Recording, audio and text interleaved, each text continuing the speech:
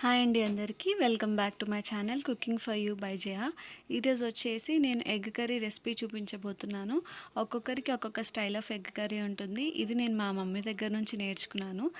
Maximum వంటలు mummy దగ్గర నుంచే నేర్చుకుంటాం కదా, ఇది మమ్మీ దగ్గర నుంచి నేర్చుకున్నా. ఫస్ట్ ప్యాన్ తీసుకొని దాంట్లో తగినంత ఆయిల్ వేసి ఫస్ట్ మిర్చి వేసాను. దాని తర్వాత ఫైన్గా చాప్ చేసుకున్న ఆనియన్స్ వేయాలన్నమాట. ఆనియన్స్ని ఎంత చిన్నగా చాప్ చేసుకుంటే గ్రేవీ అంత కన్సిస్టెన్సీ మంచిగా వస్తుంది. అండ్ ఆనియన్ ఫ్లేవర్ అనేది కూడా ఎగ్ కర్రీలో మంచిగా ఉంటుందన్నమాట. ఇవన్నీ ఫ్రై అయ్యేంత వరకు పెట్టుకోవాలి. ఎగ్ కర్రీ మీరు ఎలా చేస్తారో నాతో కమెంట్ సెక్షన్లో చెప్పండి కంపల్సరీ.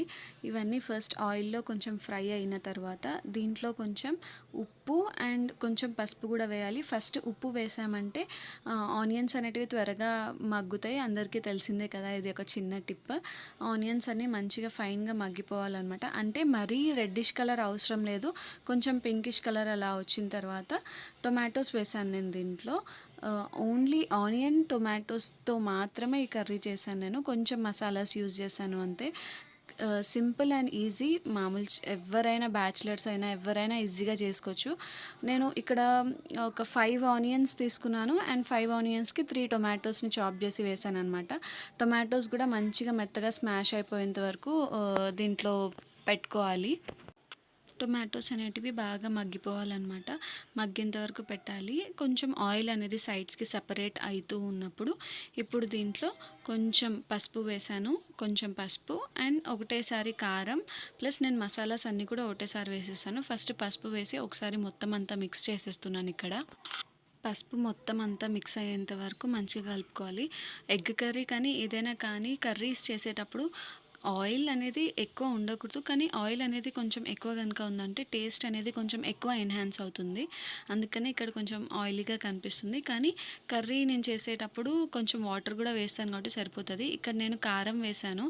కారం వేసి అది మొత్తం అంతా కలిసిన తర్వాత కారం కొంచెం ఉడకనివ్వాలన్నమాట. చూడండి అక్కడ ఆయిల్ కొంచెం సపరేట్ అవుతుంది కదా, అలా సపరేట్ అవుతున్నప్పుడు దీంట్లో నేను ఇప్పుడు ఓన్లీ 3 ఇంగ్రీడియంట్సే వేస్తాను. కొబ్బరి పొడి and dhania powder and garam masala మాత్రమే వేసాను. జస్ట్ ఈ 3 ఇంగ్రీడియంట్స్తోనే టేస్ట్ అనేది మంచిగా ఉంటుంది. నేను కొబ్బరి పొడిలో కొంచెం ఎల్లిపాయలు కూడా వేసాను. ఎల్లిపాయలు కొబ్బరి మిక్సీకి వేసాను అనమాట. ఇది కూడా మంచిగా ఉడికిన తర్వాత కొంచెం సైడ్స్కి ఆయిల్ అనేది ఇలా ఆయిల్ అనేది వదులుతున్నప్పుడు తగినన్ని వాటర్ అనేది యాడ్ చేసుకోవాలి కన్సిస్టెన్సీని బట్టి. ఇది వచ్చేసి వాటర్ యాడ్ చేసినా కూడా ఎగ్స్ వేసి ఉడికేలోపు కొంచెం దగ్గరకు అవుతుంది కాబట్టి నేను కొంచెం వాటర్ ఎక్కువ యాడ్ చేసేసాను.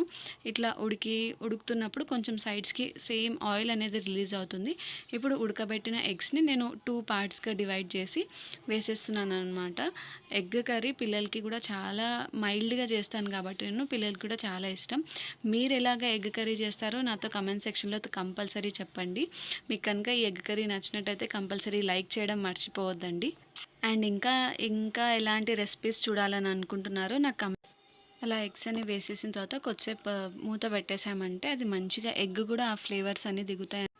అంతే మన ఎమ్మీ ఎగ్ కర్రీ రెడీ అయిపోయింది. Thank you for watching. Like